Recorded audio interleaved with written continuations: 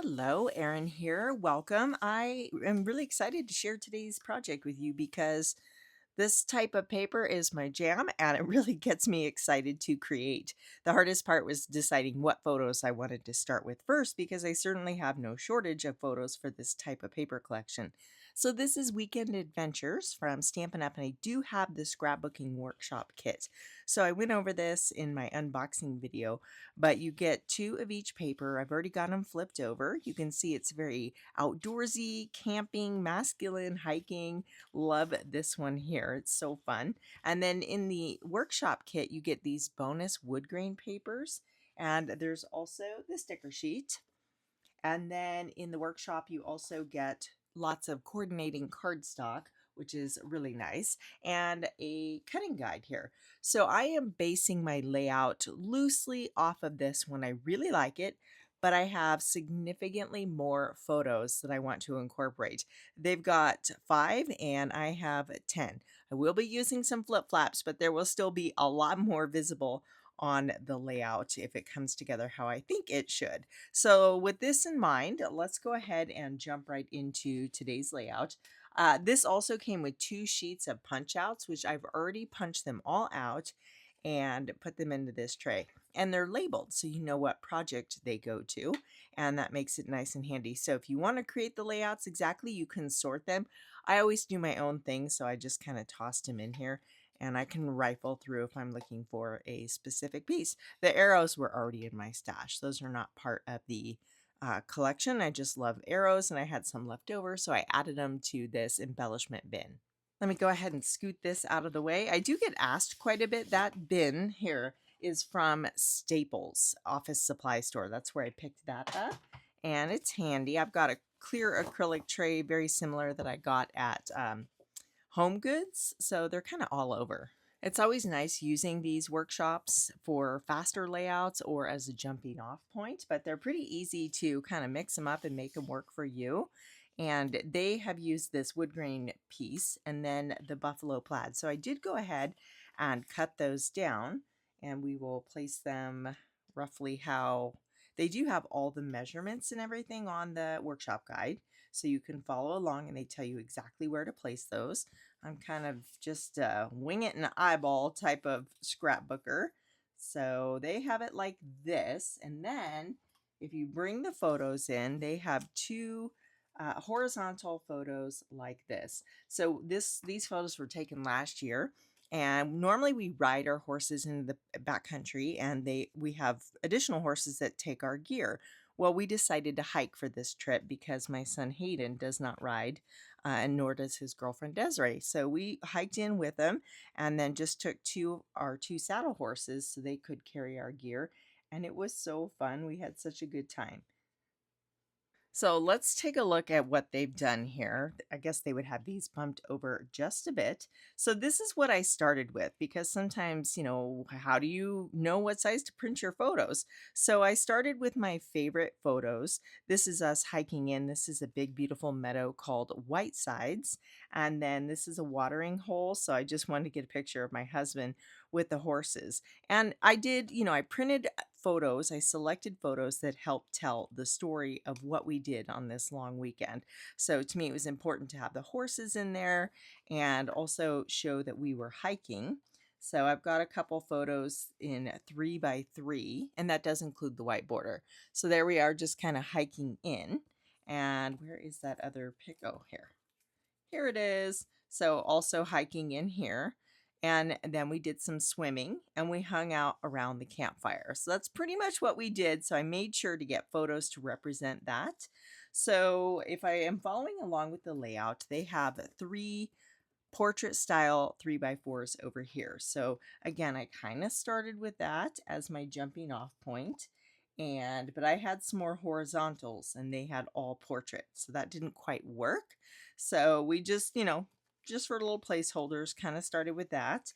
And something I like to do often is kind of split the difference and stagger these, which I always talk about how that gives you nooks and crannies for embellishing. But what it did is it opened up a spot, and then I knew I could print some 3x4 or 3x3 photos. You could even do 3x4 if you had some portrait style that would fit there. So I like that. And then I was just kind of playing around. We can use a flip flap to add more of these 3x4s here. So I think that's what I'm going to do. I'm going to put Miss Mabel on the top there. That's my husband's mare. She is just a gorgeous bay, and she was enjoying being up in the mountains just as much as we were. So I think that's going to go just like that. And then for these, let's see. Another thing to be mindful of is if you're following along with the embellishments, they have this really cool compass circle and it does overlap the photo. And I've got my little dog Murphy there, so I might not want to put this photo up top because we don't want to hide Murphy, but this one would be perfect because there's just a broken tree branch or tree trunk in the back. So we could put that one there and even hide that. Not that you need to hide it, but I wouldn't be upset if it was hidden. So then we can do this just like they have. And then I ended up with some landscape. So they have that third portrait style there. So we could possibly do something like this, which is going to give us a similar look the way they've designed the layout. And another thing I like to pay attention to is having equal margins. So if I have a spacing at the top, I'm going to do my best to try and get that same spacing at the bottom, because to me it would look weird if you butted them all against the bottom and then had this top. So yeah, you can do it. It's definitely okay, but I like to just be mindful of having those even borders, and I do think it makes a difference. So we also need to add a spot for journaling, and they do have this sticker which would fit there quite nicely.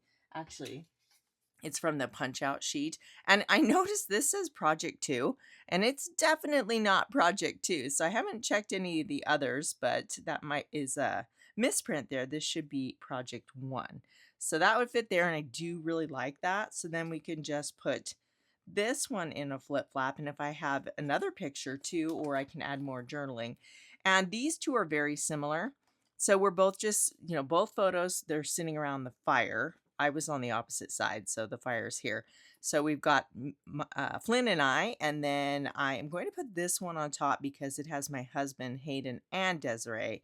As to where this one is just Hayden and Desiree. I still love the photo, but I want to make sure I'm getting all the people. So we'll have this one on top and then the other one underneath since they're so similar. So I think that works. Like I said, it's giving this same playful kind of staggered collage look that they have with their 3 photos. And then once I bring in these bits and pieces, it will really complement these pictures in this cluster. And then over here, we just offset them and we can still do this same embellishment cluster here. So you'll notice, oh, they have their black piece on the outside. I think I want to cut additional and have them bookending these plaid papers. So I went ahead and did that, and I think it'll just add a nice little element to have more of this black paper in here. This layout is really using minimal pattern paper. This buffalo plaid is just from one piece, and this is just shy, so I was able to cut some of the black trim from the opposite side, but I did have to cut into the second piece to get the other 2 pieces. I sorted through and grabbed all the pieces that say project 1 for this layout. And then I actually have 2 sticker sheets because I got the workshop guide and I got a separate paper pack and sticker sheet. So what I was doing is actually just cutting them out so the sticker is still on the back. And I know some people do it this way. Typically, I would take my anti-static pouch and just remove this sticker and then pat the back and remove the adhesive so you can move them around. But if I don't end up using them, sometimes they're sticky enough and then you can't really toss them back into the pack. So I thought I would try it this way and went ahead and cut out all the stickers that they had used on the layout. So before I get carried away with embellishing, I do want to adhere these down. And of course, we can adhere them down without inking up the edges. I'm only doing the outside edge of these 2 little black and white stripe papers here. It's funny how your kids can turn out so different. Clayton is in the saddle every day, but Hayden never quite took to horses. He prefers to ride a mountain bike or hike, but we all have a love for the outdoors, and I'm so grateful because it's such an amazing place to spend some family time together. I went ahead and adhered everything down, and since this piece is pretty much dead center, I decided to center all of these. So these two, I kind of, just eyeballed it, and I have a similar margin. So then we're focused on margins here, and then this one on the bottom, I just placed in the center of those pieces. So that one I don't have tucked down yet, just in case. And same for that one, because I need to decide which one for sure I want to have on top. So now we can work on our title cluster here, which they have. And I really actually like this. They did a little journaling in multiple places. So journaling here, here, and a little journaling on the strip down below. So that's a fun idea to kind of carry bits of the story through your layout. I'm not sure if I'll do that, but it is a neat little detail. So let's go ahead and just start placing some of these pieces that they have and see what we might do it exactly the same. We might change things. One of the things I really love about the workshops is all of the extra pieces that you get to embellish with. It makes it super quick and easy. Of course, I love using my stamps, so I always try to bring those in as well. But for now, I'm just following along, kind of roughly looking at the layout guide over on the side of my desk. So I do like this, and you can see they've placed it where it would have been in a column, and I don't have enough room, and I think that looks funny. We could put it over here, but I like what they have suggested for this side, so we may save that tag for another project. I'm gathering up the bits they have used to embellish this area under the title. So we've got lots of little banner tails. Oops, that one doesn't go hanging down. We need to start with the blue one here. And some of these are stickers and some of them are from the punch out sheets. So I'm going to dry fit everything because I think I might bump this one up just a little bit further. I'm not going to add journaling to this tag, so I don't need as much real estate showing. I appreciate that this is very much in line with my style. The embellishments are all kind of clustered together, overlapping. They're overlapping and connected to the photos, and I think that looks great. So let's go ahead and bring this back in for a visual so we can kind of line up these bits and pieces on the right-hand side. And like I said, this makes this so fast. Yes, I've changed things, but I am still using the workshop guide for my inspiration. And, we can always make adjustments as we go. Do you enjoy going into the wilderness or camping, hiking, anything like that? I'd love to hear if you have some fun summer plans for this season. Now, I do want to add just a little bit of ink blending to some of these punch out shapes. I have black ink over off to the side there, and I chose black because we have the black in the pattern paper. Brown would look very nice as well, and you probably don't see it, but I did ink up all of the edges of my photo. Even though they have that white border, which I print them that way, I still add a little black ink around the edge just to give them even more definition. So whenever I have a cluster like this, I usually don't show the part where I'm adhering it down, but every once in a while I like to put it in because some of you ask how I do that. So I work backwards. I get everything dry fit, and then I will start with the bottom pieces, just add a little bit of glue and wiggle them back into place. Now, we might want to save that little bit and add it on the other side because if you notice, there's no blue worked into the design on the right-hand page. So I trimmed off a bit of that, so we might be able to use that later. Let's go ahead and use a little tape runner. And depending on the size, sometimes I use glue, sometimes I use tape runner on the bigger images. It would be very fun to pop some of these up with foam tape and it would look amazing. I'm trying to be more mindful about my phone tape, so it kind of depends on the album. If the album's getting pretty full, then I tend to kind of back off on the foam tape. If it's a vacation album where, it's dedicated to a specific trip and I have lots of room, I go all out with the foam tape because, like I said, it looks so good. We'll hang on to that. I brought in a couple stamp sets. Well, really the dies is what I'm interested in. So this is Golden Greenery, which was a Christmas collection. And what I love about this one are the pine sprigs. These are great for adding to outdoor type pages. So I thought maybe we could try some of these. I got a whole bunch in here because I just cut a bunch and, well, that's the odd man out. I don't know where he came from, but so there's those, and then Scenic Adventure, which has some fantastic pine trees And I really bought this one because of the border die element. You can make this continuous row of pine trees, and I know I have some in here too. So let's see what we have. And looks like these are both Old Olive and Garden or Mossy Meadow. I've got a couple different options here. So this darker one here is Mossy Meadow, and the lighter one is Old Olive. It looks like Old Olive is the color in this one. So the way this tree border works is it doesn't cut the bottom, and you can make it as long as you want. So these were left over from making some card projects, and I thought, well, maybe we could use these or the sprigs. And then these little trees also come with the Scenic Adventure die set. So those are pretty cute. So let's just maybe up here actually see what this might look like. Maybe I want to stick with the lighter ones just so they pop a little bit more. We could pop them behind here and then layer this piece over the top, which I must have trimmed my photo down just shy of 6 inches because that's sticking out ever so slightly. But I absolutely love that. That is perfect. So now we can just play and add these little sprigs to our clusters. So having a circle is kind of nice. It'd be like a floral element and the leaves are coming out from behind it.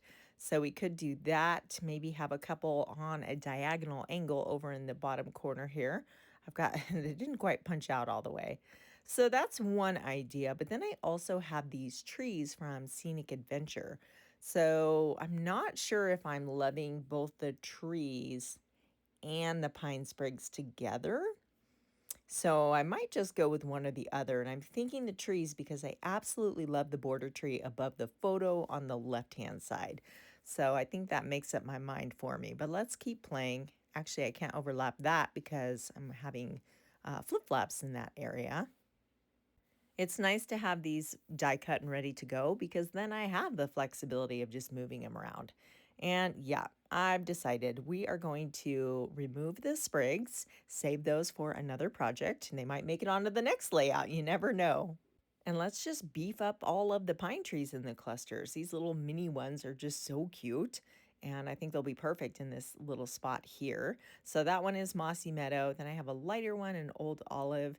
And then, as I mentioned earlier, there's no blue. So I kind of want to add just a pop of blue to this side. It's kind of funny. I had noticed that and I was texting back and forth with Jama, and I'm like, hey, what do you think of my layout? And she's like, you need a little bit of blue on the other side. So then I knew, I'm like, okay, I've got to make it happen. But I feel like if I do that, I would need it kind of running like it went all the way through, and I don't have enough for that. So let me clean up my little pine tree or pine sprigs. I know I'm not using those. And we've got an extra guy there. Do we want that? Yeah, let's put him over here. I turn to the sticker sheet and there is this blue sticker that says group photo, and that is a group photo. So that's kind of perfect, but I'm not sure. So let's try one more thing. I cut a couple little bits of Misty Moonlight cardstock from some scraps, and I thought, well, we could just add this to our clusters, but I kind of like it better without the blue. Yeah, I don't like it. Let's get rid of that. Sometimes you just need to move on to what you know if you're undecided. So let's add our flip-flops. I'm actually not going to adhere these to my project just yet, but the way it works is if I'm flipping them up, this one needs to be right side up, and the one on the back is upside down. So if you're flipping them up, then it will be in the correct orientation. So you're going to open it up with the pouch in the back side and then fold over the flap. This is a 3x3 flip flap. And when you're ready, you can just, I put mine right to the page protector. So once I have it in the album where it's going to go, I will put that flip flap on top of the page protector. You can cut them, and I keep saying I'm going to try it, but I have yet to do so because this way is so simple and it works well for me. Now with a 3x4 flip flops, they are oriented in two different directions. So you can use, if you want them flipping up, this would be for portrait, or it could flip sideways, or this one would flip up. And again, you can rotate them either way. And I think it's nice to have that flexibility. So same thing. Now for this one, I can go and see if there's another photo I liked that didn't quite make the first cut, or if my journaling isn't enough, I will have extra room for journaling. Let's bring the workshop back in and check out the changes. So, really very similar. I kept the background the same. I just added two additional border strips of that black paper to where they only had them on the outside. And then over here, we offset them, added an additional photo, and of course, our pine trees. So, get out your pine tree stamps and dies and your pine sprigs and put those to work. They're perfect with this collection. So, this is pretty much the same here. And then on the other side, I feel like I was able to keep the same look and feel of that design, which I really like, but added an additional photo and, of course, more pine trees, which I think is fun because it really just makes the scenery and the pictures come alive in the embellishments. And I think it complements it quite nicely. So, yeah, I'm really happy with this collection. I knew I would love it and can't wait to create the next layout to share with you. So, let me hold this up so you can see the details. Such a fun and beautiful place to visit. We go here just about every year. And I'm noticing I got distracted and never added the blue group photo sticker. So you will see that in the still shots afterwards because once I finished the video, I realized it. So all of the supplies I've used are listed in the description box below the video. And if you're looking for more outdoor adventure layouts, you definitely want to check out this one right here. Thanks for hanging out with me today, and I hope you have a wonderful day.